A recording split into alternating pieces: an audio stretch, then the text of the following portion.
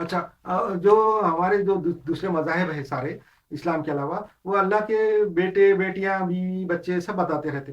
تو مگر اسلام بتاتا ہے کہ اللہ کا کوئی بیٹا نہیں ہے، اللہ کی کوئی اولاد نہیں ہے. اس کے اندر بھی جو ہے نا لاجک سے میں جواب دوں گا. اس کی وجہ یہ ہے کہ اللہ کا بیٹا اس لیے نہیں ہے کہ اللہ جو ہے ہمیشہ رہنے والا ہے، ہمیشہ سے ہے اور ہمیشہ رہنے والا ہے، اس کو کبھی موت نہیں ہے. اولاد جو ہے، اس سے پہلے میں نے چیپٹر بتا دیا تھا کہ اولاد جب کسی کی کیوں ہوتی ہے، کسی کی اولاد کیوں ہوتی ہے کہ وہ کنٹینیو نہیں ہو سکتا، وہ رہ نہیں سکتا.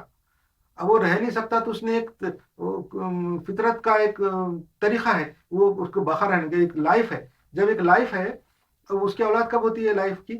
کہ جب وہ باقی، اگر ہمیشہ باقی رہنے والی تو اولاد کی ضرورت نہیں، مگر وہ ہمیشہ باقی رہنے والی نہیں ہے تو اس نے ایک طریقہ نکالا کہ اپنے آپ کو کیسا باقی رکھے، تو اس کی اولاد ہوتی ہے. اس کی اولاد، وہ اگر سمجھو مر بھی جائے تو اس کی اولاد باقی رکھے، اس کی لائف اور زندگی باقی رہیں گی، اس کی کنٹینیوشن رہیں گی. اس کی یہ اولاد کے پیچھے کا فلسفہ ہے، اور اس کے پیچھے فلسفی یہ ہے کہ اولاد ہونا. اولاد کیوں ہوتی؟ جب کوئی چیز کنٹینیو ہمیشہ نہیں رہ سکتی، جو چیز ہمیشہ کنٹینیو رہتی اس کی اولاد نہیں ہوتی.